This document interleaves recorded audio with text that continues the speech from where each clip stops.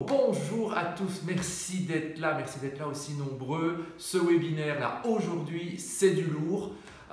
Bonjour Jean-Baptiste. Bonjour Marc. Alors, Jean-Baptiste, il est parti au Canada. Ouais.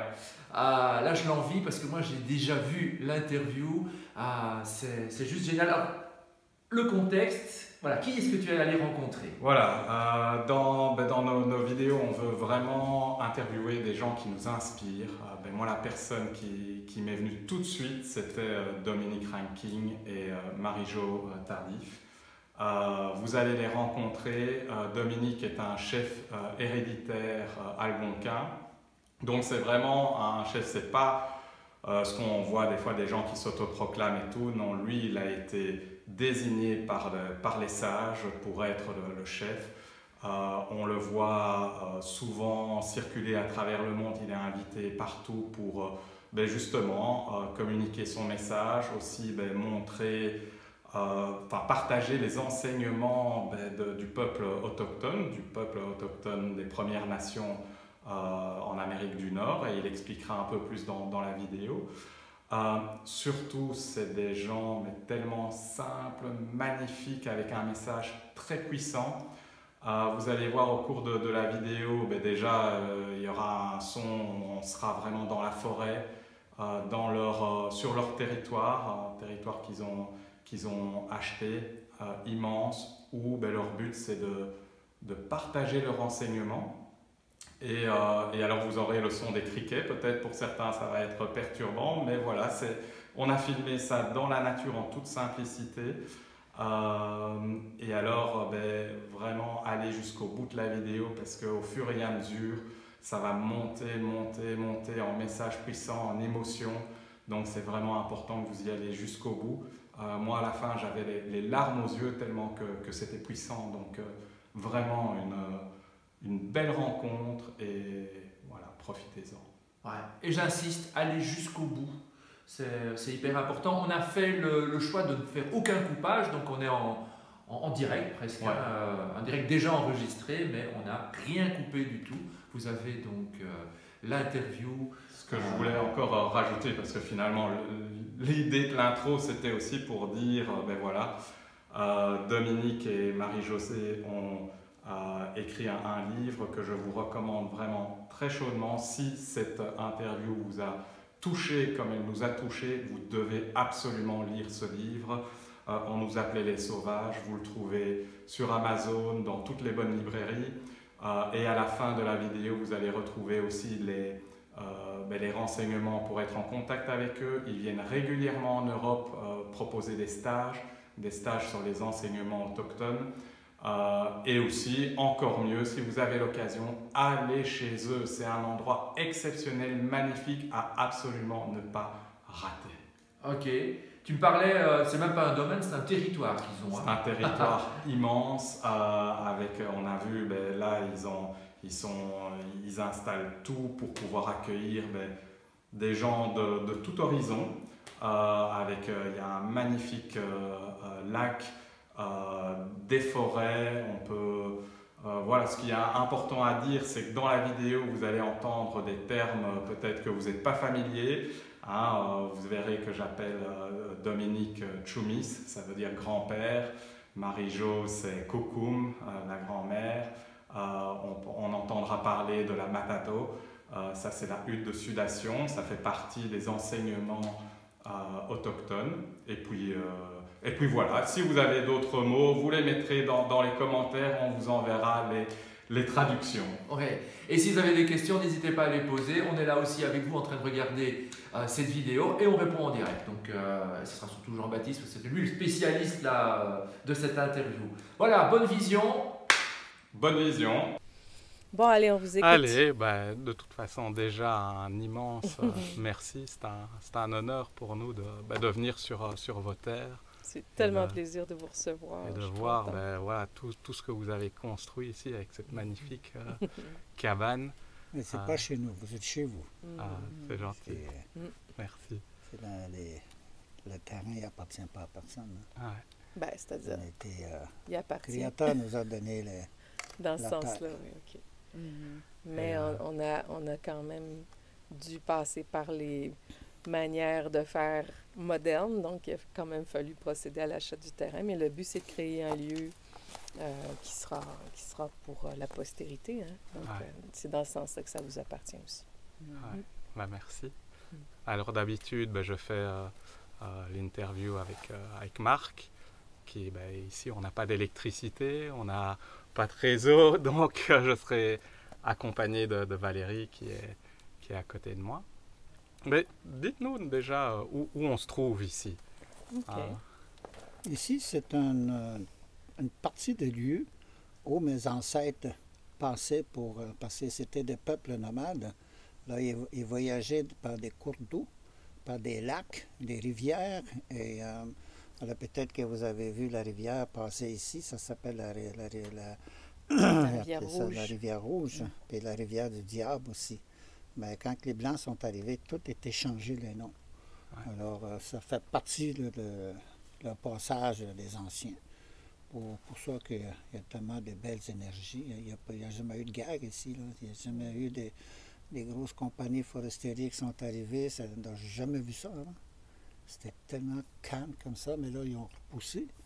Mais c'est un lieu pour moi comme retourner aux sources. Ouais. Chaumis, il appartient à la Première Nation algonquine, qu'on appelle ici. Le vrai nom, c'est Anishinaabe. Et donc, il sait que c'était le territoire ancestral depuis des dizaines de milliers d'années pour son peuple. Mais il y a, je ne sais pas, à peu près une centaine d'années, 150 ans, là, tranquillement, la région ici, qui est quand même pas très loin de Montréal, a commencé à être colonisée. Il y a des gens qui sont venus pour bûcher, pour essayer de développer la région. Puis plus ça allait, plus les Algonquins étaient repoussés vers le nord. Donc, on se trouve dans une région qui s'appelle les Laurentides. Et le village, plus précisément, s'appelle La Conception. Et nous, on a donc acquis un grand terrain il y a 1 an maintenant pour construire un centre culturel pour la transmission des cultures autochtones. Nous, on dit autochtones. On n'aime pas tellement amérindien parce qu'en fait, c'était pas des Indiens. C'était les gens d'ici, Anishinaabe. C'est tellement beau. Quand vous rentrez ici, vous rentrez par le chemin de la Tulipe. Ouais, après ça, la rue des Roses. Des Roses. Et voilà, on est dans la Conception. Et justement, Marie-Jo, comment tu décrirais le parcours de Dominique? D'abord, c'est tellement un beau, grand parcours qui est difficile de résumer en quelques mots, mais ce qui est très puissant, je pense, dans son histoire, c'est que, déjà, c'est un des derniers chefs héréditaires en Amérique du Nord, né dans la forêt, donc beaucoup plus au nord encore, sur une rivière où il n'y a toujours pas de route de nos jours pour y accéder. Il faut y aller en canoë. Donc, c'est un témoin de toute la vie culturelle nomade millénaire. Et aussi, il y a une portion de sa vie qui a été quand même beaucoup moins facile, moins belle. C'est qu'il y a eu une longue période au Canada où le gouvernement considérait qu'il fallait que les Indiens ne restent plus dans les forêts, ne soient plus nomades. Donc, on a essayé vraiment de les civiliser, les sédentariser. Donc, ça s'est passé graduellement d'une région à l'autre, mais dans sa région à lui, dans les années 50, la police est débarquée un beau jour, puis ils sont venus chercher les enfants de force pour les placer dans des écoles qu'on appelait les pensionnats des petits sauvages. Et là, ça a été une grande épreuve à tous les points de vue. C'était encore pire que tout ce que votre imagination peut créer. Et après, ça a été un très long chemin de guérison, mais c'est là où ça devient assez mystérieux tout ça, parce que chacun de nous, on a nos épreuves. Puis quand on arrive à les retourner, quand on arrive à en tirer des enseignements, on peut tout transformer. Puis je pense surtout que c'est ce qui est fort dans l'histoire de Chaumis, c'est que il a réussi à guérir de tellement de blessures profondes qu'aujourd'hui, il peut aider tout le monde. Puis aussi, le lieu qu'on a créé ici, il s'adresse à tous ceux qui s'intéressent un peu aux traditions des Autochtones, mais pour les Autochtones eux-mêmes qui ont vécu les mêmes choses, pour leurs enfants, leurs petits-enfants, c'est plusieurs générations qui ont perdu leurs racines, leur identité, leur culture. Et donc, le lieu, il sert à ça aussi. Qu'on puisse les aider tranquillement à savoir qui ils sont, puis valoriser vraiment toute la richesse de leurs enseignements. C'est tellement une belle culture que ça vaut la peine vraiment qu'on la préserve puis qu'on la diffuse. Voilà. Ouais. Et le lieu s'adresse principalement aux Autochtones ou c'est ouvert? La mission est double. C'est vraiment les deux volets de la mission. Ouais. Tu vois, comme dans quelques semaines, on est très contents. On va recevoir un groupe d'une réserve d'une autre nation amérindienne qu'on appelle les Atikamekw, qui ont vécu une épreuve difficile. Là, c'est le suicide d'un membre de leur famille. Et là, toute la famille s'est mobilisée, organisée pour venir passer 4 jours ici avec nous. Et là, on va faire un chemin de guérison avec eux. Là, c'est très spécifique, mais c'est pour vous montrer un petit peu. Puis tout l'automne, il va y avoir les cours de langue. On va enseigner la langue des Algonquins, l'Anishinaabe, puis aussi la langue Atikamekw cet automne qui se rajoute. Donc là, il y a aussi la transmission à ce niveau-là. C'est un peu plus léger. Puis parfois, on peut aller aussi assez en profondeur avec les gens. Et sinon, il y a des stages où là, les gens peuvent venir découvrir les traditions, soit l'artisanat, des choses très, très simples, ou encore, s'ils veulent aller un peu plus profondément dans la culture, là, on peut aussi accompagner les gens à la rencontre d'eux-mêmes. Ouais. Quelles sont les qualités que tu retrouves chez Tchoumis? C'est drôle, hein, ils me font parler de toi. Ouais. Toi, tu dis pas un mot, là. Hein? Attends, il aura son tour, il aura son tour. Ces qualités, entre autres, ce qui est très beau, c'est que tout petit, déjà, les anciens l'avaient observé. Hein, je vous ai mentionné brièvement que c'est un chef héréditaire, mais c'est pas parce que c'est l'aîné de la famille qu'il a pris la relève de son père, c'est parce qu'il avait les qualités de chef déjà en lui. Puis à l'âge de 7 ans, les aînés ont vraiment senti, tous les anciens de sa communauté ont vraiment senti que c'est lui qui avait ces qualités-là, alors que c'était le 9e enfant d'une famille de 18, tous du même père et de la même mère. Donc, il y a beaucoup de leadership, et tout petit, déjà, ça se voyait. Ensuite, Tchoumis, c'est une boule d'énergie. Quand la boule s'éteint, par contre, à la fin de la journée, c'est fini, c'est terminé, pouf, il tombe. Mais rien à faire. toute la journée, il y a vraiment, c'est une force de la nature. Donc, énormément d'énergie qui est très communicative, beaucoup d'humour. Ça fait 25 ans à peu près qu'on se connaît, et puis encore de nos jours, il me fait rire. J'ai pas réussi à faire pleurer. Ah, ça oui, des fois aussi. Qu'est-ce qu'il y a comme... Donc, c'est un grand communicateur pour moi, un grand leader, un grand sens de l'humour, beaucoup de vitalité. C'est un grand rassembleur aussi. Il y a beaucoup d'aptitudes pour rassembler les gens, puis on a envie de le suivre. Donc, on peut partir loin dans la forêt. Ça, j'ai vu ça aussi. C'est moi, ça. C'est la première fois que j'entends. C'est ça, moi, j'ai hâte de voir ce que tu vas dire sur moi. Là, je vais être fatigué. Ouais, en gros, je pense que c'est surtout ça qui... Ah, puis aussi, ah ouais, quand même. Il est aussi ce qu'on appelle un homme médecine dans nos traditions. Donc, c'est aussi quelqu'un qui a vraiment une capacité pour soigner les gens. Mais vraiment pour le corps, mais aussi au niveau du cœur, au niveau de l'esprit. Il peut vraiment accompagner une personne à plein de niveaux. Ça lui fait pas peur de faire une opération. S'il doit le faire dans la forêt, tu sais, il n'y avait pas d'hôpitaux avant. Il fallait savoir quoi faire si quelqu'un se blessait avec une hache. Donc, il sait quoi faire aussi. C'est quand même impressionnant. Faire les remèdes, tout ça, il a appris depuis très longtemps, mais c'est parce qu'il avait les aptitudes aussi pour le faire. Ça, c'est quelque chose que j'ai compris au fil des ans, parce qu'on m'a confié le rôle aussi de ce qu'on appelle femme médecine. Okay. Mais ça me troublait parce que je me voyais pas, moi, faire des opérations sur le corps. Puis un jour, Tchoumis, il m'a dit, mais non, chacun sa médecine. Toi, ta médecine, c'est autre chose. Donc, femme médecine, ça veut dire ça pour nous, mais on pourra en reparler. Mais je le fais parce que je sais que vous vouliez un peu aborder ces questions-là. Donc, pour nous, la médecine, c'est très large, mais ça veut dire tout ce qui va faire qu'une personne est vraiment vivante. Ouais. avec un V majuscule. Très, très en vie. Ouais. Quoi, un V majuscule? Grand V. Comme ça. Vivre. Aussi. C'était important pour nous de vous avoir tous les deux, parce que vous avez tous les deux une vie tellement inspirante. Et c'est pour ça que je commençais d'abord avec toi, Marie-Jo, et je vois que Dominique est impatient. Non, merci, mais je vais m'en aller. Mais finalement... Tu sais, si tu veux on a un du défaut, il temps. n'est pas très patient. Ils vont bien s'entendre. Je suis très patient. Et c'est vrai que dans tous vos stages, vos enseignements, c'est trouver vraiment l'équilibre entre le masculin et le féminin, et c'est pour ça qu'on voulait vous avoir tous les deux. Et donc, toi, Tchoumis, qu'est-ce qui t'inspire finalement dans la vie, dans le parcours de Marie-Jo? Ben, moi, j'ai eu beaucoup d'enseignements de ma mère.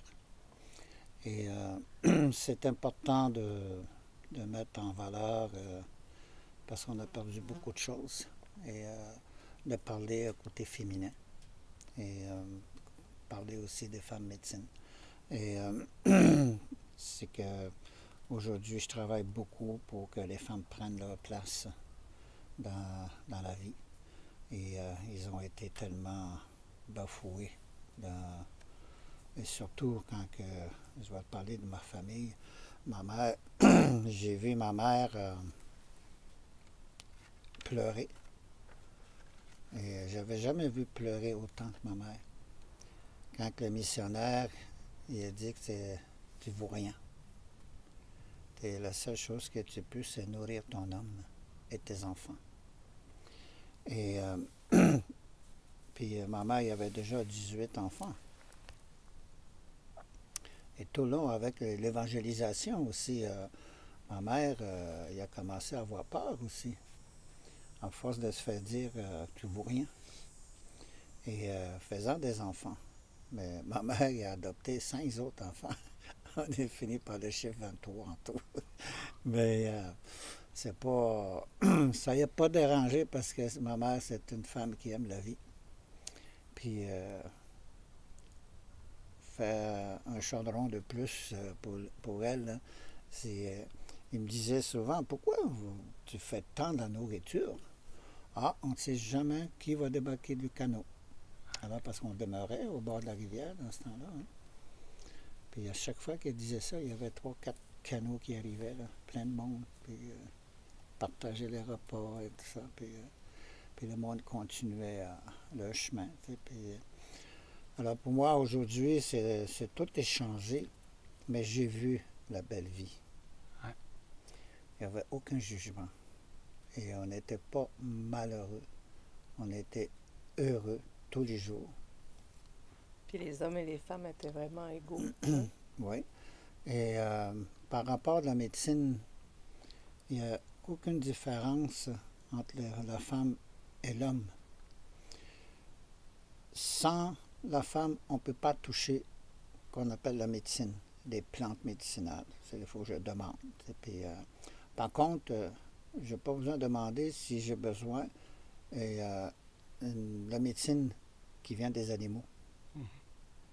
Parce que ils sont vivants. C'est des êtres, sont vivants. Alors, c'est eux qui vont décider s'ils me donnent ou s'ils ne me donnent pas. Ouais. Alors, tuer un animal, ça n'existe pas chez nous. On demande. Par contre, si j'ai besoin des plantes, je vais le demander. Alors, ça appartient à elle, la terre. Et chez nous, on dit que c'est fou de donner ça aux futures générations, que la terre, ça ne nous appartient pas. C'est la terre C'est nous qui lui appartenons. qui nous appartenons. Tchoumis a du mal avec alors, le français. C'est souvent des mots aujourd'hui qui sont... Les jeunes aujourd'hui ne comprennent pas des fois qu'on parle parce que je suis obligé de parler en français avec eux parce qu'ils parlent juste en français. Et quand je parle dans ma langue, ils ne comprennent pas. C'est une autre génération. Mais par contre, ils sont curieux. Ils sont curieuses. Et puis, Il dit, parlez-moi de ta mère. Tu sais, pourquoi ta mère est femme médecine? Parce que moi, chaque fois quand je vois des ruisseaux comme ça, j'oublierai jamais. Tu sais, c'est les femmes médecines qui m'ont amené là pour accoucher une femme. Et j'ai accouché la femme.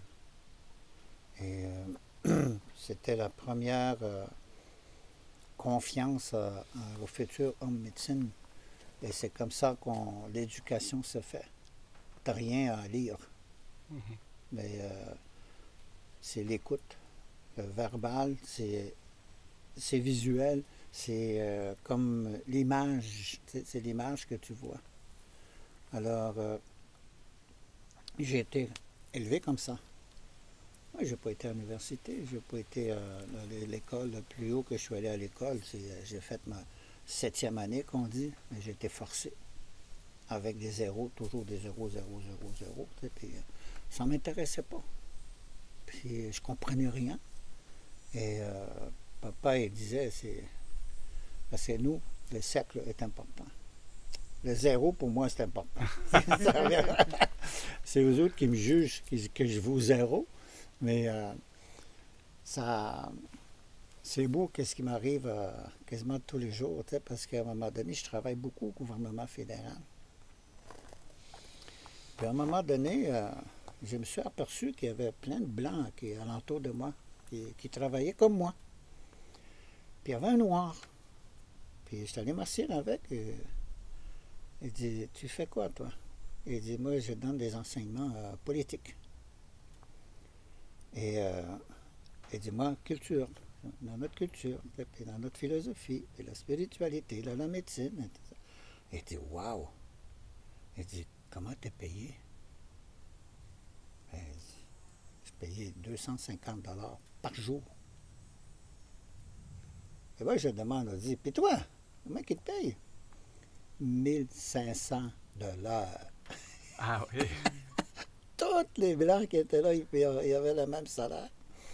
Fait que là, mon patron, c'est lui qui m'a engagé, il dit, ça n'a pas de bon sens. Il dit, j'ai vu ta paye, et ça n'a pas de bon sens. Il dit, tu n'as jamais été, et comment on appelle ça, là, validé? Non, évalué. Oui. Le diplôme. Il dit, je vais te faire rencontrer le comité. Alors, tout de suite, il m'a demandé mes diplômes. Je dis, je n'ai pas de diplôme. Il dit, pourquoi tu viens ici? Il dit, parce que je vais avoir le même salaire que les autres. Je fais le même job. Mais il dit, il faut que tu prouves que tu es capable, que tu as quelque chose. Alors, j'ai sorti mes 7 calumets, des plumes d'aigle, mon tambour.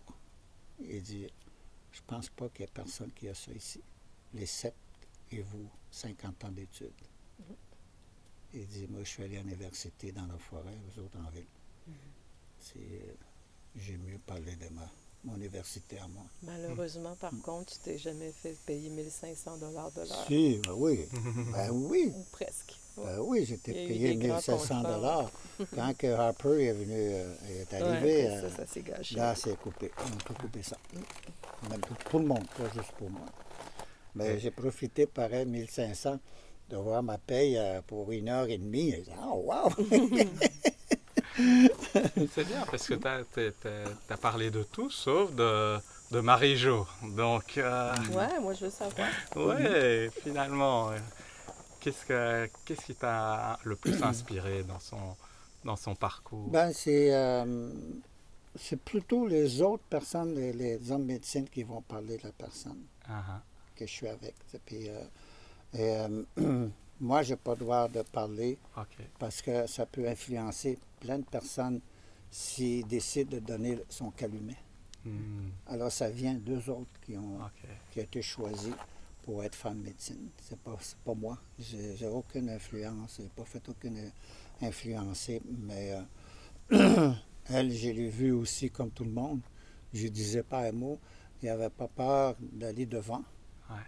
Et puis même déjà, étant comme journaliste, il a confronté plein de choses étant comme journaliste et c'est toujours des mauvaises nouvelles. C'est toujours... ça n'a jamais de bonnes choses qu'il a rencontrées. Il y a aussi des morts, des accidents. C'est, alors, ça rentre dans le cheminement qu'on appelle chez nous aussi un professionnel, une femme médecine qui s'en vient. Parce qu'il n'y a pas de barrière. Mais c'est tout simplement qu'est-ce qu'il y avait besoin, c'est des enseignements pour comprendre vraiment c'est quoi la médecine. Puis, quand j'ai offert le calumet, parce que c'est eux autres qui m'ont demandé, il dit il faut que tu remets le calumet parce qu'il a fait des gros pas dans sa vie. Alors, puis aujourd'hui, elle m'écoute.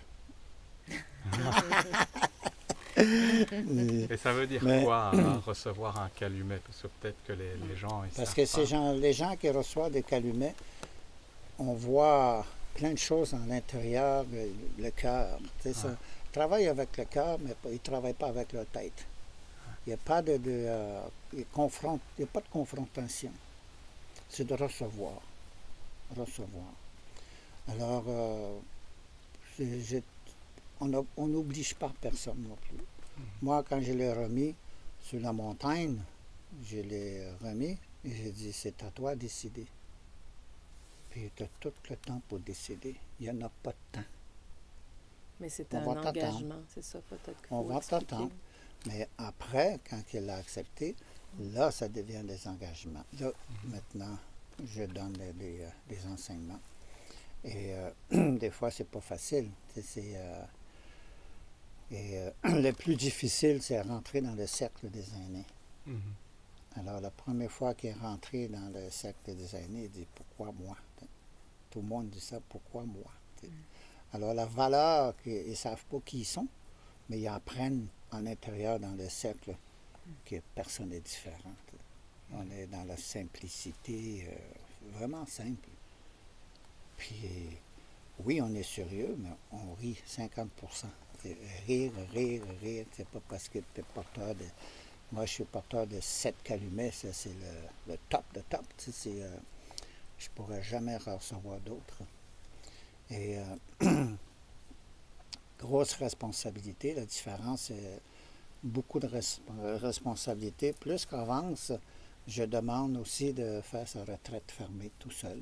Des fois, c'est 3 jours, 4 jours. Alors, de plus en plus qui prennent cette initiative-là, plus ça va être dur aussi au niveau mentalement. Puis, il faut être 2%.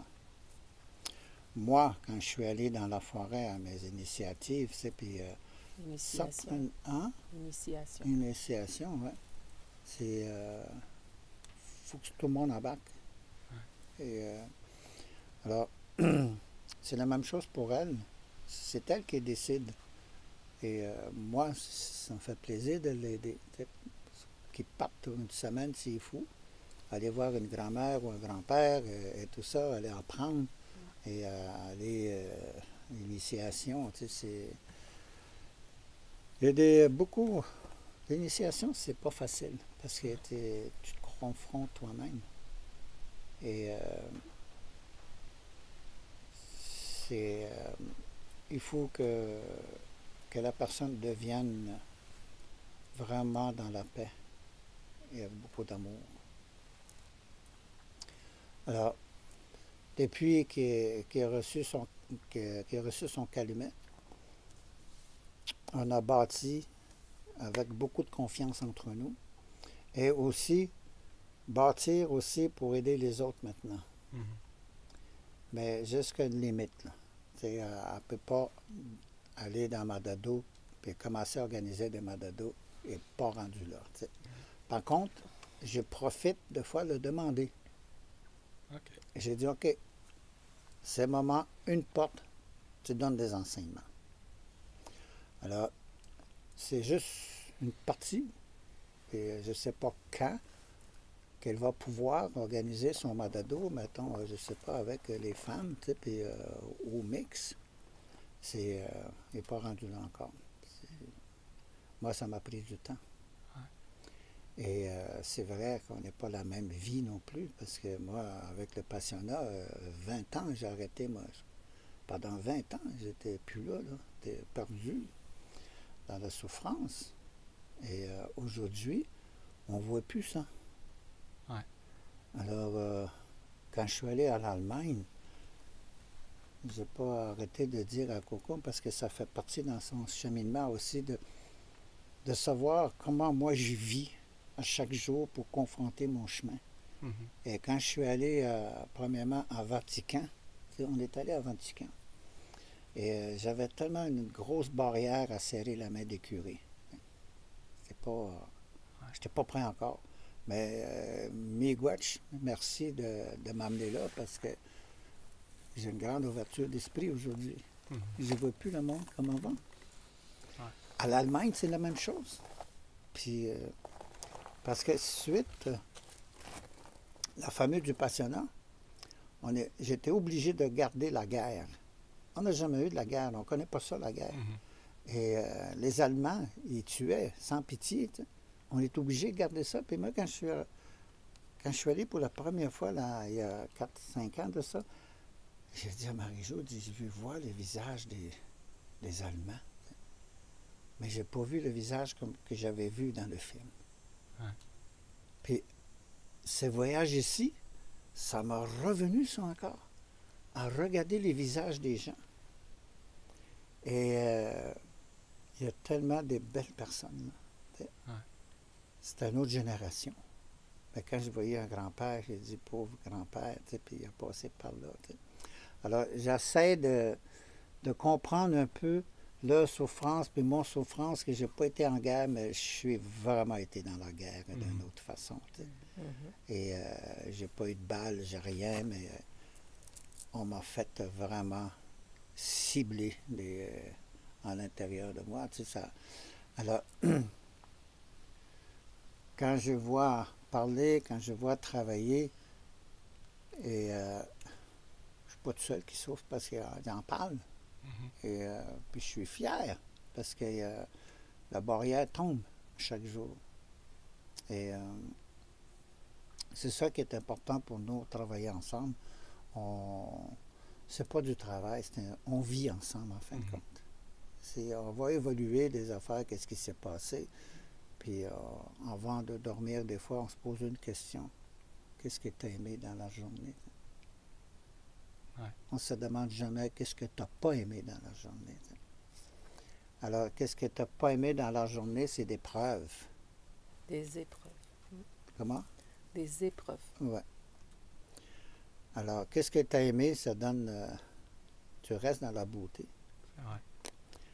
Et c'est comme ça qu'il faut continuer à vivre ensemble. Avant, tout le monde nous disait, comment vous faites pour travailler ensemble? On ne travaille plus. On vit. La différence, j'ai pu... avant, je travaillais beaucoup. J'étais obligé toujours des comptes rendus, des rapports. On n'a plus besoin de ça. On va vraiment dans une vie que je voulais avoir. Je peux dire que je l'ai aujourd'hui. Et j'avais 2 beaux enfants. J'ai un enfant qui m'a quitté. Mais il y a un autre petit garçon qui vient d'arriver. C'est le futur chef, peut-être. Et ben, je laisse grandir. Je voudrais tellement être à côté de lui pour sentir à l'intérieur de lui. Parce qu'on sent, quand on veut quelque chose, tu peux aller chercher sans déranger ses énergies. Alors, ben, je ne suis pas rendu là encore avec. Je m'amuse, c'est un clown, puis il y a une vie, puis il y a de la force physique. Là, j'ai vu qu'il y avait une force physique quand il s'est levé tout seul. Et il dit, bon, ça y est. Il vient de prendre ton petit-fils la qui a 8 mois ouais. seulement. Et puis ma fille, quand il l'a vu debout, il regardait Yohan, c'est son chum, son mari. Il dit, c'est toi qui l'as mis debout? Il dit non. Puis il ne veut plus s'asseoir là. C'est fini.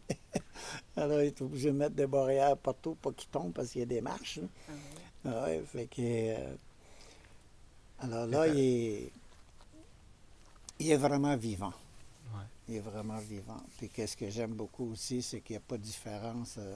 Ma fille, avec elle, c'est deux amours. Tu sais, ils se parlent entre eux autres. Puis il n'y a pas de barrière. Puis le petit aussi, tu sais, il prend le petit, puis elle prend le petit.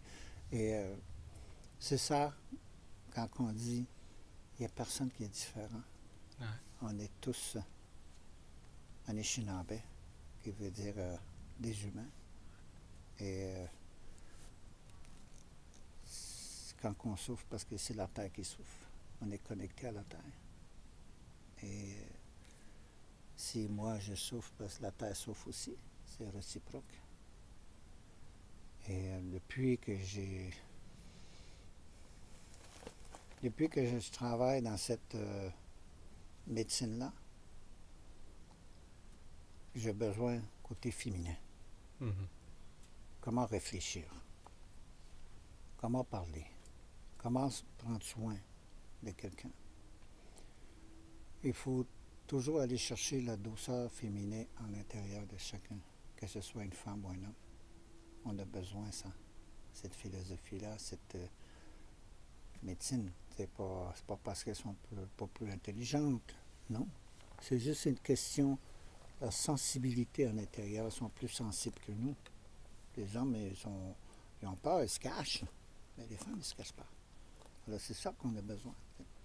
Alors, c'est pour ça que des fois, les gens, ils m'appellent, mettons un exemple, dans un autre pays, qui voulaient juste voir moi.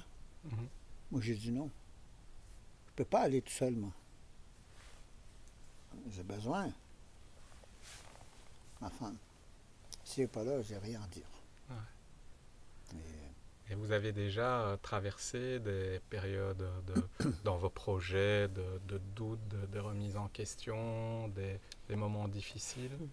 Quels sont, voilà, comment vous avez fait? Quelles sont les ressources, les appuis que vous avez utilisés? Ben, moi, ça fait... Déjà, j'avais compris sur mon propre chemin personnel que ben, les premières questions à se poser, premièrement, c'est qui je suis? Qu'est-ce que j'ai de plus beau à donner au monde?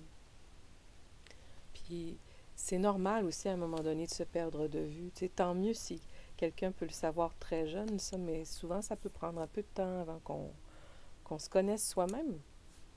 Puis, après, quand j'ai compris, bon, ben, Marie-Jo, tu peux pas avoir tous les talents, mais tu en as quelques-uns. Tu peux pas avoir tous les dons, mais utilise ceux que tu as pour faire ta part. Puis, c'était très important pour moi de me sentir utile, puis de faire quelque chose qui ait du sens. Puis après, une fois que ça a été plus clarifié pour moi, j'ai compris aussi que, ben, un maçon qui va construire une maison en briques, si dès la première brique, il se décourage en se disant « il n'y aura jamais de maison », il n'y aurait aucune maison sur Terre. Donc, j'ai compris qu'il suffisait que je sache un peu ce que je voulais comme projet et que j'ai la patience de poser mes briques une après l'autre et qu'un jour, forcément, ça finirait par créer quelque chose. Puis ensemble, aussi, ce que j'ai appris avec les aînés comme Showmiss, c'est ce qu'on appelle, nous, la médecine de la tortue. Un pas à la fois. Sois patient. Puis par exemple, comme ce lieu-ci, ben, ça faisait longtemps qu'on le rêvait. Très, très longtemps. Puis on l'a cherché très, très longtemps. Et le jour où on a vu le terrain pour la première fois, je pense qu'on a visité pendant 20 minutes, pas plus. On a vu juste le lac et tout, et puis on est rentré et on s'est dit, ben c'est ça. Et après, la façon dont ça s'est produit, c'est qu'on a fait la négociation du terrain, mais on n'était même pas ici, on n'a pas pu le revisiter. On était en Europe. Puis je me souviens, chaque soir, on se couchait en se disant, on est fou, on a vu le terrain 20 minutes. Puis on était en train d'hypothéquer notre maison. C'était quand même un méga saut dans le vide. Mais l'intuition était tellement forte. C'était une conviction, hein? On se trouvait très drôle parce que vraiment, c'était intuitif. Mais on savait reconnaître l'intuition, sa saveur, sa tonalité à l'intérieur. Et donc, ça a été quand même une épreuve parce qu'il fallait aussi trouver les sous. Mais peut-être que c'est parce qu'on se connaissait suffisamment aussi pour se faire confiance l'un l'autre, puis faire des décisions comme ça, prendre des décisions. Il y avait beaucoup de gens qui avaient confiance en nous aussi. Aussi. L'argent, c'est pas arrivé comme ça, là. Hein. C'était... Mais- j'ai emprunté... On a trouvé. tout, puis ça, pendant 48 heures, on a tout trouvé. Ben, c'est parce que dans la négociation, il y a eu un moment où là, la banque voulait nous prêter moins que ce dont on avait besoin. Il y a eu toutes sortes de soubresauts, toujours comme ça, hein, quand on achète une propriété ou quand on a un projet, quel qu'il soit. Et puis donc, il nous restait 2 semaines, à un moment donné, dans toute l'histoire, il nous restait 2 semaines pour trouver 48 000 $. Puis là, ça encore, ça nous faisait rire, parce que pour nous, c'est une grosse somme. Et puis, finalement, en ça plein s'est dans fait. Madado, excuse, en plein dans Madado, il y a une femme, une grand-mère, qui ne connaissait pas. Elle dit, vous avez besoin d'argent? Elle dit, ben oui. 5 000 $. Ouais, mais c'était Fait des qu'il nous a prêts. prêté. Ouais. Ouais. Donc, là, tu Ça vois, a c'est comme- commencé par ça. C'était drôle. Mais on a appris aussi de ne jamais précipiter quoi que ce c'est soit. ça. C'est attendre. C'est ça la Ça, c'est vraiment quelque chose que j'ai beaucoup appris. C'est que tu fais ce que tu as à faire. C'est important. Fais ce que tu as à faire.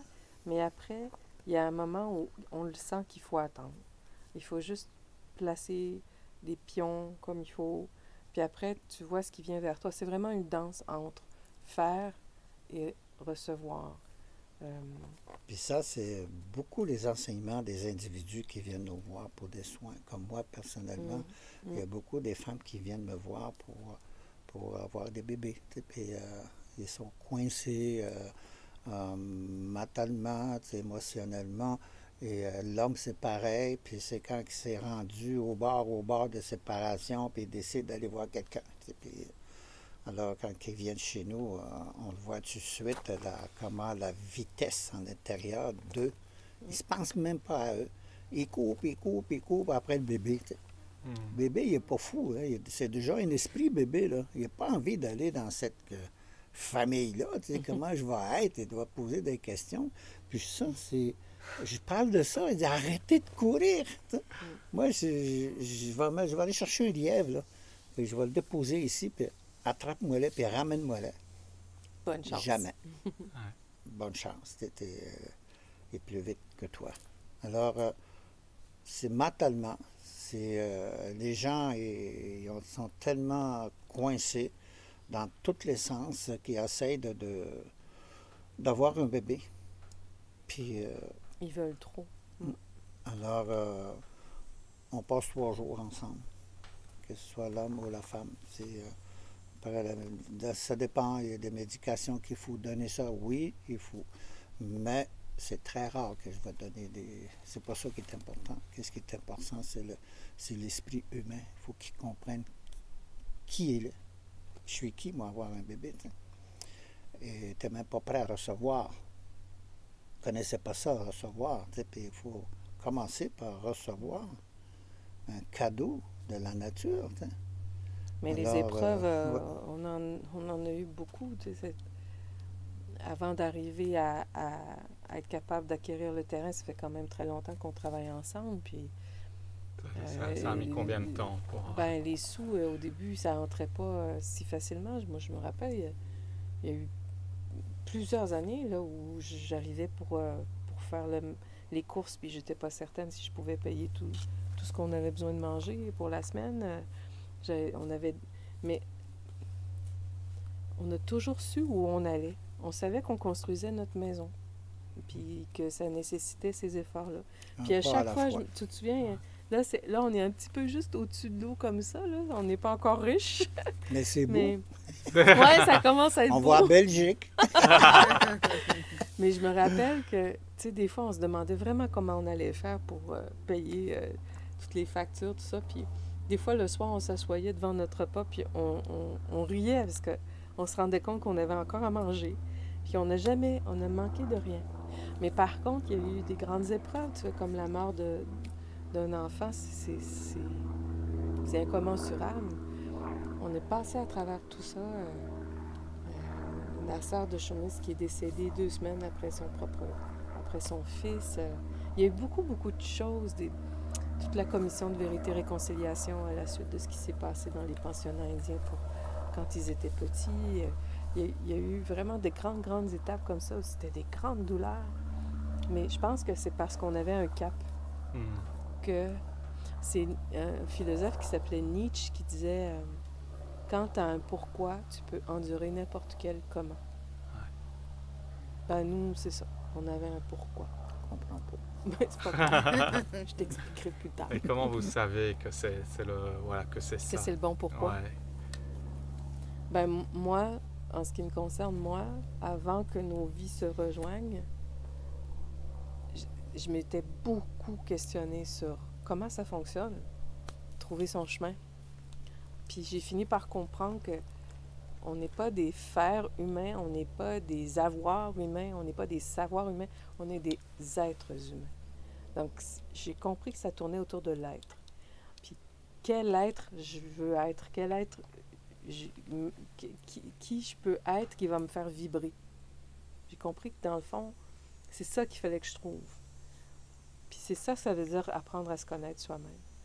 Puis moi, donc, tout à l'heure, je le mentionnais, quand tu découvres tes talents, tes dons, tout ça, c'est très tourné autour de l'être. Puis moi, ce que j'aime être, c'est quelqu'un qui communique, qui transmet des choses. Ça, c'est clair. Ce que j'aime être, c'est quelqu'un qui entreprend. Ça, Chomé et moi, on a un côté aventurier tous les deux. On fonce. Ça, on se rejoint beaucoup dedans. Et il faut trouver des outils aussi. Et j'ai vécu de bons moments avec des aînés. Moi, c'est grâce à eux que je suis ici. Ils t'ont beaucoup inspiré, beaucoup à aidé. comprendre vraiment comment je peux m'en sortir. Et j'étais toujours, après les aînés, comme des béquilles. À un moment donné, mon père est décédé. Alors, j'ai perdu plein de choses. Mais je n'étais pas encore à 100% d'être vrai en médecine. Ça, c'est le côté faiblesse. Alors, quand j'ai compris que, il est où ta fierté là-dedans? Alors, je n'étais pas fier de toujours accrocher après quelqu'un que j'ai confiance. Puis, je faisais tout ce qu'il faisait. Il n'y avait pas de modèle pour moi. C'est sûr que les jeunes qui me regardent, j'avais pas ça. Parce que j'étais toujours accroché après quelqu'un. Alors, j'ai commencé à marcher tout seul, à apprendre à me respecter et à respecter les autres. Puis ça, c'est... Puis aussi, à m'accepter moi-même, accepter ce qui s'est passé. Et c'est là que j'ai vu que je me suis retrouvé et dit, wow! Un bon matin, je me suis dit je suis plus victime de cette affaire-là, parce que j'ai gardé trop pour moi. Il faut en parler. Il faut parler de ça. Puis, alors, j'ai ouvert, parce que combien de fois que mon père il me dit, puis William, le grand-père, qui m'a toujours guidé au début aussi, il dit, écris un livre. Je ne suis pas un écrivain, moi. Je sais même pas. J'écris, mais... personne ne va comprendre. Fait que je dis, c'est correct, je vais écrire, mais j'ai commencé à écrire, je ne comprenais même pas moi-même. Fait que j'ai cherché ailleurs. Je l'avais même pas vue, elle. Je dis, je vais le faire, moi. Et puis, puis là, on a réussi. Ça a été un bon thérapie pour moi aussi, continuer, parce que il faut que je dise de ne pas blesser quelqu'un. J'ai appris aussi à parler de cette façon-là, de ne jamais être négatif.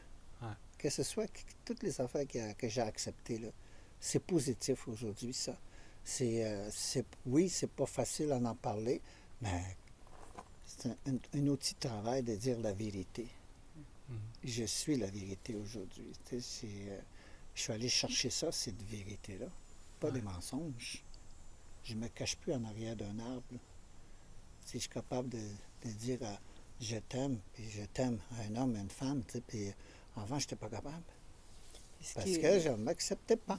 Ce qui est important aussi, tu sais, souvent on va regarder le succès matériel d'une personne, ou ses réalisations, mais ce que Shomé est en train de dire là aussi, ça concerne notre propre chemin d'évolution à travers nos réalisations.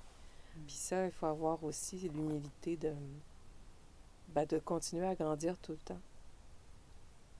Grand-père William Commanda, dont il vient de parler, il nous a quittés à l'âge de 97 ans. Puis c'était le vieillard de 97 ans avec l'agenda le plus rempli au monde. Je suis certaine, il est resté actif jusqu'à ce que son corps soit vraiment plus capable. Puis quand on le rencontrait, on avait vraiment l'impression que c'est quelqu'un qui s'est jamais arrêté de grandir à l'intérieur. Et donc, tu vois, il y a ce que tu peux mesurer dans l'extériorité, mais pour moi, ce qui fait vraiment la valeur d'une personne, c'est ce dont il parle. T'sais, comment toi, tu vas toujours continuer de te transformer tout le temps. Il faut se connaître parce qu'on a toute une force extraordinaire. C'est quand on est faible, c'est parce qu'on accepte quelque chose qui n'est pas bien. Et alors, je suis allé chercher cette force-là aussi. Puis surtout d'être honnête envers moi. Et c'est pour ça que je suis capable aujourd'hui de parler honnêteté envers les gens. Et ça m'a aidé beaucoup, les paroles des grands-mères qui parlaient régulièrement. Et quand vous me voyez avec les visages, sur mon visage, des lignes, ce sont des lignes de directives des grands-mères que j'ai reçu ça. Je ne l'avais pas avant, moi. Un jour, j'ai vu papa. Il était au feu avec grand-papa. Puis il y avait mon grand-père qui a fait une ligne sur la joue à papa. Puis je ne savais pas pourquoi. Puis mon grand-père, il a pris son coiffe, puis il l'a remis à mon père. Que maintenant, il devenait un chef héréditaire. Ça, je me souviens très fort de ça. Et on n'avait pas, dans ce temps-là, tu n'avais pas le droit de promener avec de prendre des photos. Ça n'existait pas, ça. C'était interdit. Et, avant les cérémonies, tu veux dire? Avant toutes les cérémonies. Ça l'est toujours. Oui, puis là, le missionnaire il a pris une photo avec le feu sacré, puis mon père et mon grand-père étaient là. Et là, les chefs, quand ils ont vu ça, l'image, ils disent, qui a fait ça? Comment ils ont fait ça? Alors, ça toujours, c'était la question dans ma tête. Comment, d'où il vient cette photo-là, de mon visage qui est là, même encore aujourd'hui, hein? C'est comme quand il essaie de comprendre le GPS. Mais elle est où, la dame du GPS? Je connais rien. Faut pas penser comme ça. Je connais rien là-dedans. Mais il faut peut-être les laisser poser des questions parce que je pense qu'on va manquer de piles à un moment donné. Voilà, vous êtes les représentants des peuples autochtones, vous voyagez à travers le monde, à travers vos enseignements, vous partagez votre parcours, votre expérience. Et finalement, qu'est-ce que vous voulez transmettre aux hommes et aux femmes du monde?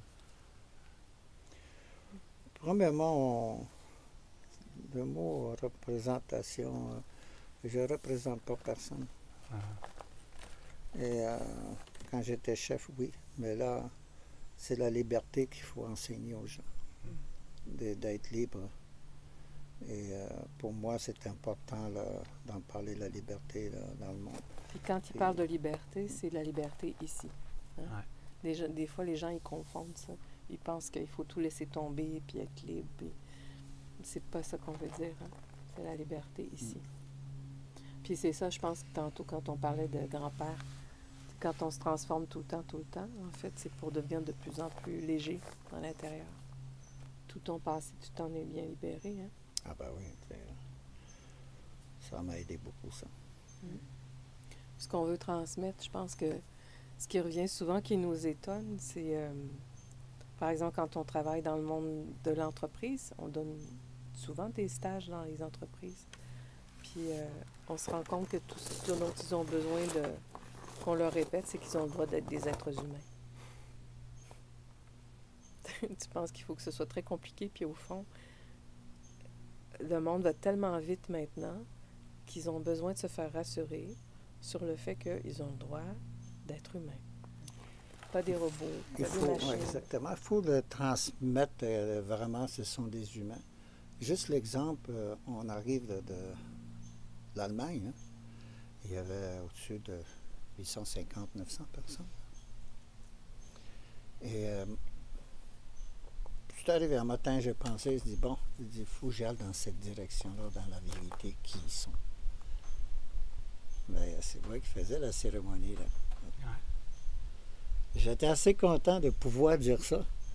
J'ai dit, enlevez vos chaussures, enlevez vos ouais, c'était pendant une cérémonie dehors, dans un parc. J'ai dit, marchez le pied nu sur la terre sacrée. Il y avait le haut représentant de l'ONU qui s'est déchaussé. Il a réussi à faire en sorte que tout le monde qui était à la cérémonie se déchausse, les 2 pieds sur terre. Allez. C'est la simplicité. Il faut toucher la terre. Puis toutes les autres qui ont passé avant moi, il y avait toujours des papiers pour lire, puis là, ils faisaient attention, ils ne regardaient même pas les gens. Il n'y avait aucune communication, là. Moi, je n'étais pas comme ça. J'aime voir les gens aujourd'hui. Puis c'est pas... les mondes sont tellement décollés de la terre. Et il y a trop de pression et tout. C'est tout simplement la simplicité de se regarder face à face et donner la médecine à eux qui ont. C'est la médecine internationale, c'est le sourire. C'est ça qui manque, les gens. Et ils sont trop... ils sont dedans, là. C'est ça. Puis je me rends compte aussi... Trop de cerveau, trop dedans. Les gens sont beaucoup dans l'anxiété aussi, très anxieux. C'est comme... Donc, ça veut dire qu'on ne fait plus confiance à la vie. Qu'est-ce que ça veut dire? Ah non, j'ai mal au dos. T'as mal au dos? Comme moi. Les vieilles. Puis, donc, c'est ça. Puis plus on s'en va dans la tête, plus on est dans des métiers intellectuels, plus on s'éloigne de nos 2 mains, de nos 2 pieds qui touchent la terre, de la nature. Toujours sur les écrans d'ordinateur. Puis ça fait qu'à un moment donné, on ne peut plus faire confiance à la terre, à la vie. Si je résume, ça fait ça. J'ai l'impression qu'en ce moment, il faut qu'on transmette beaucoup, beaucoup ça. Que les gens apprennent que la nature, elle a son rythme, elle a ses saisons, que la vie, elle a des cycles. Tu peux pas toujours être sur un high, comme on dit en anglais. Il y a des moments où l'automne nous montre que les arbres, ils vont perdre leurs feuilles. Ils font pas une dépression parce qu'ils ont perdu leurs feuilles. Ils savent que le printemps s'en vient, puis ça va aller, tu sais. Les humains, ils sont dans une course effrénée tout le temps, puis s'ils ont un deuil ou une peine, ils pensent qu'ils sont pas normaux. Mais non, la vie te transforme, elle fait ce que la nature sait faire aussi. Donc, il faut avoir cette confiance-là en la vie, en la gestation. Il faut donner aussi une vision dans la simplicité, qui que ce soit. Je parle de ma communauté dans ma réserve, puis les jeunes aujourd'hui, ils ont tous le iPad, l'ordinateur dans leurs mains. Puis il y a des générations chez moi qui ne sont plus là. Ils ne sont plus capables de décider d'aller dans la forêt. Ils ne chassent plus. Ils ne trappent plus. Ils ne pêchent plus. Ils sont pris dans la technologie. Alors ces générations-là aussi, il faut tout donner à toutes les générations. Hein. Parce que c'est vraiment... il faut parler au début jusqu'à ce qui va arriver. On est entre ça, nous autres, là. Nous tous, là. Dans notre génération, on est là. C'est nous, les piliers de la culture, dans la spiritualité. C'est nous, ça, nous tous. Quand je parle de vous autres aussi, on est là.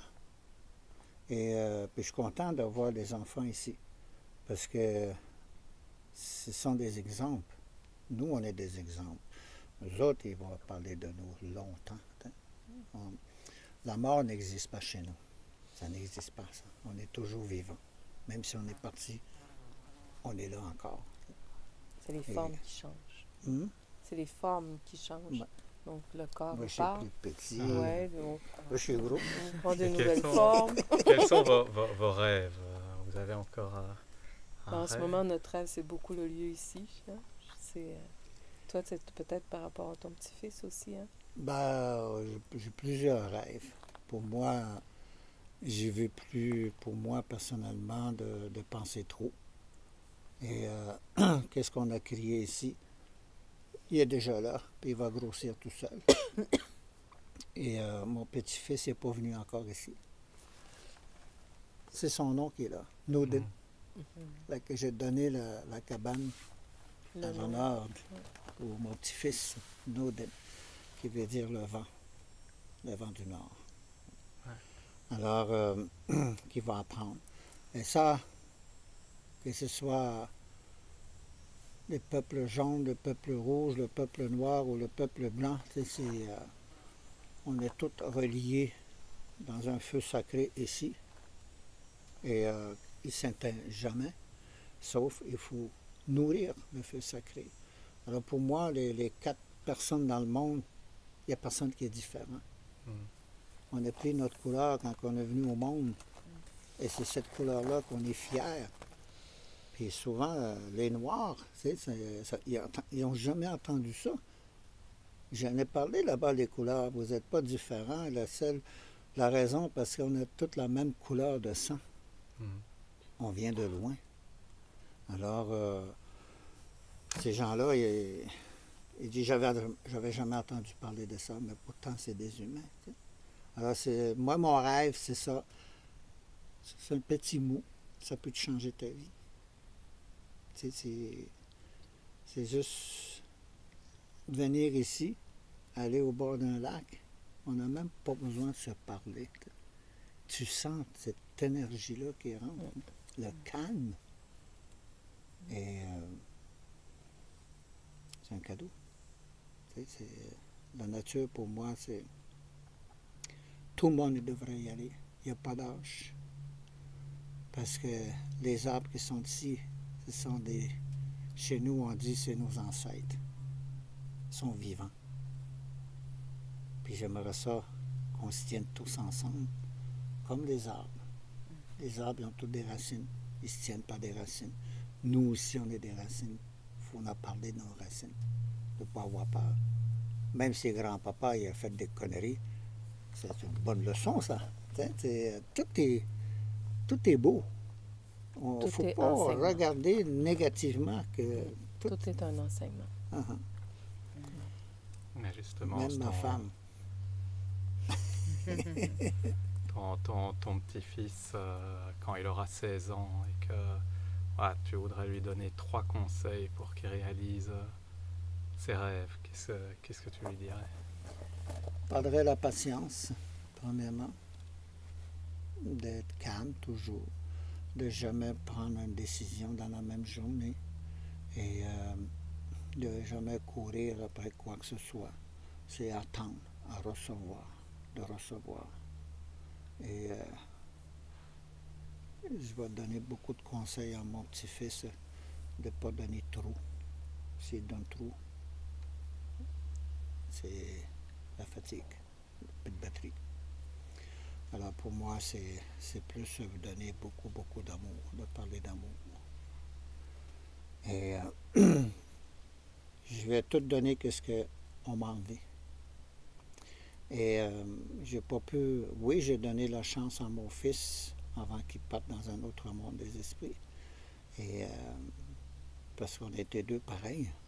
On travaillait dans la médecine, mais j'ai partagé beaucoup de choses à mon fils.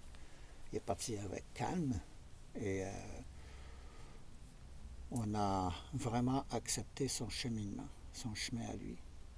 Et c'est pas facile, mais il y a un chemin. Chez nous, on dit à l'est, c'est la renaissance.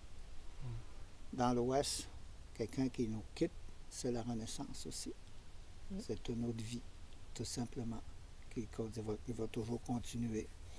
Alors moi, je voyage avec mon fils, j'arrive d'Allemagne avec mon fils parce que nous, c'est très rare qu'on va enterrer quelqu'un. Aujourd'hui, on fait incinérer la personne, comme c'était avant. Alors on a gardé la urne. C'est sa fille qui l'a. C'est sa fille qui l'a. Ouais. Puis moi, j'ai le petit.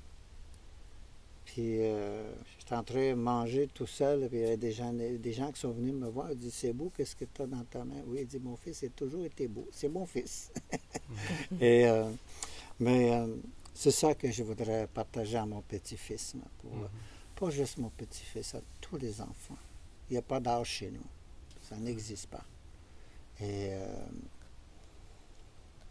c'est ça aussi, une partie des humains qui souffrent parce qu'ils ont leur carte d'identité, puis son âge est marqué là-dedans, l'année qu'il est venu au monde. Moi, je suis venu au monde quand que le soleil s'est levé.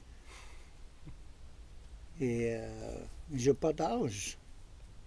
Alors, quand j'ai reçu ma carte d'identité, c'était marqué 1er juin, ma fête. Puis maman, elle a dit, tu es venu au monde pourtant au mois de mars. Ben, au non, printemps. Au printemps, on ne sait pas quand. Au printemps. Parce qu'il n'y avait pas de calendrier. Il n'y avait pas de besoin de calendrier, il n'y a pas d'âge. Alors moi, c'est ça que j'aime beaucoup parce que il ne me casse pas la tête l'âge. On vit, que ce soit qui, on vit tous les jours. Chaque jour, on vit, on fait un pas. Et qu'est-ce que je veux enseigner, c'est ça, aux enfants, aux futures générations. On est des modèles. Jo, t'as un petit mot de la fin, ou si tu voulais réagir par Pour les rapport jeunes, aux jeunes? Ben, tu sais, tantôt, je parlais d'anxiété, puis ça me frappe en ce moment. Les jeunes générations, ils vivent beaucoup d'anxiété par rapport à l'avenir de la planète. Puis, ce que j'aime beaucoup répéter, c'est que les changements climatiques qui surviennent en ce moment sur la Terre, c'est juste le reflet de la surchauffe dans le climat ici, puis ici. Donc, plus je fais de l'anxiété, plus il y a surchauffe, puis forcément, je ne fais pas les bonnes actions. En tout cas, je ne suis pas à mon meilleur quand je veux agir. Puis, c'est certainement pas en restant impuissant qu'on va pouvoir changer les choses. Puis, encore temps de changer les choses. Il n'est pas trop tard. La Terre, elle est tellement plus forte que ce qu'on s'imagine. Puis ça fait partie de l'idée que j'évoquais tout à l'heure aussi, d'apprendre à faire confiance en la vie un petit peu. Mais, si je peux leur épargner un peu de temps, c'est juste de regarder vraiment, très honnêtement, quels sont leurs dons à eux, leurs talents. De laisser tomber les étiquettes de la société. Pour moi, quelqu'un qui peut devenir avocat, c'est quelqu'un pour moi qui a eu l'essence d'un défenseur, qui a ça en lui donc ou en elle. Donc tu peux faire avocat peut-être, mais peut-être aussi que tu peux te retrouver à Greenpeace. Mais ça veut dire que c'est quelque chose qui va être ton moteur de vie. Tu as besoin de défendre les droits de la nature, des animaux, des personnes. Ça fait partie de toi, c'est ton essence. Puis la meilleure façon d'aller voir quelles sont nos essences, moi je considère qu'on en a 3 ou 4 là, vraiment dominantes, c'est d'aller voir à quoi on jouait quand on était petit, quelle sorte d'enfant on était. Parce que quand on est petit, on n'a pas de censure, on se dit pas, si je joue à ça, qu'est-ce que les autres vont penser?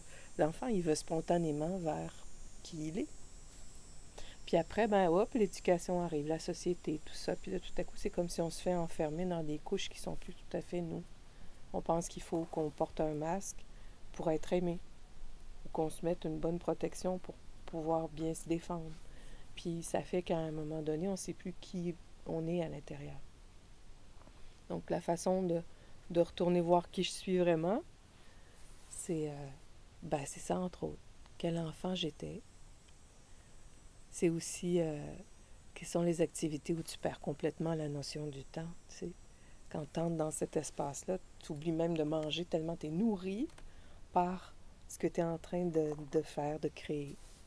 Puis Puis quand on met ensemble un peu tous ces indices-là, mais là, on est au plus proche de qui on est. Puis ensuite, ben, c'est de se donner un projet. Puis quand chaque jeune se sera donné un projet, on sera tous dans notre créativité, puis ça sera toutes les petites briques que chacun posera pour qu'on guérisse un peu la folie actuelle. Puis ça m'a frappé, il y a quelque temps, j'entendais une interview d'une dame qui a vécu pendant la Deuxième Guerre mondiale, qui était jeune pendant la Deuxième Guerre, qui racontait combien, même si c'était horrible, tout ce qui se passait sur la planète, combien, en même temps, c'était exaltant, cette période-là, pour eux. Que tous les jeunes étaient vraiment pleins de vie et qu'ils avaient tout le temps de l'espoir. Puis ça m'a frappé, parce qu'aujourd'hui, j'entends très peu de jeunes avec de l'espoir, ou même ceux qui sont dans la trentaine ou la quarantaine. On entend beaucoup de gens qui se sentent un peu dépassés par tout ce qui se produit. Puis moi, je dis, on n'a pas le droit de faire ça. Les prochaines générations méritent vraiment qu'on garde espoir. Et donc, ça veut dire que chacun d'entre nous, on a ce devoir-là. Puis c'est aussi celui de trouver nos talents, ce qui nous anime vraiment. Puis en le faisant, on est nourri. Et puis voilà, c'est ce qu'on aura de plus beau à redonner au monde. Ouais, ça résume. Wow. En tout cas, moi, j'ai perdu tout à Toute fait notion la du temps. notion du Ça veut dire temps. que t'es au bon endroit. C'était vraiment magnifique. Je suis même dans l'émotion. Merci beaucoup. Chaque jour, on reçoit un cadeau. Hein. Hier, la semaine passée, j'étais assis avec une autre madame qui est la future directrice ici. On parlait tout d'un coup, pouf, aigle qui arrive. Oui. Et ça fait combien d'années qu'on est ici? On n'a jamais vu un aigle. À tête blanche, tu sais. Wow. Puis il est venu passer devant nous, puis il s'est mis en face de nous. Puis on discutait un peu l'avenir de Kinawa. Tu sais. Puis après ça, je suis parti. Hier, j'étais en train d'allumer le feu, puis tout en arrière de chez moi, puis on commence à faire cuire des saucissons. Puis on est en train de manger. Qu'est-ce qu'on voit? Encore le aigle. Oui. Il s'est installé chez nous, on est content. Ils sont tellement... Quand tu es connecté avec ces esprits-là, là, ils viennent te voir. Ouais. Puis, vous savez, quand je fais des cérémonies, même s'il y a tout le monde, et je vais vraiment rentrer à l'intérieur de moi puis prier de remercier tout le monde. Puis quand j'ai sorti de la cabane, pas celui-ci, quand j'ai sorti de la cabane, j'ai vu Aigle s'en venir. Je l'ai vu, là. Puis la madame qui était à côté de moi, elle dit « Attention! » Puis j'ai vu Aigle, il a frôlé mon coiffe. Il a frôlé juste avant de commencer la cérémonie. Ça a été super, la cérémonie. Là. Puis il y en avait 4-5 des aigles au-dessus de nous. Là. Tout le monde était content. Là. Juste cette messager-là, des messagers, là, ce sont des messagers. C'est vrai que la vie, elle nous fait des beaux clins d'œil comme ça de temps à autre pour dire « Allez, lâche pas, t'es sur le bon chemin. » Merci pour votre générosité. Pour, voilà, nous, on a profité des enseignements. Je suis sûr que voilà, les gens en profiteront aussi. Donc, merci infiniment. À vous. Puis vraiment, tout de bon dans vos propres projets aussi, parce que je sais que vous êtes en train de placer plein de belles choses aussi dans votre propre vie, puis d'aider plein de gens. Donc, merci en leur nom. Miigwech. Miigwech. Miigwech. Miigwech. C'est bon. Ah.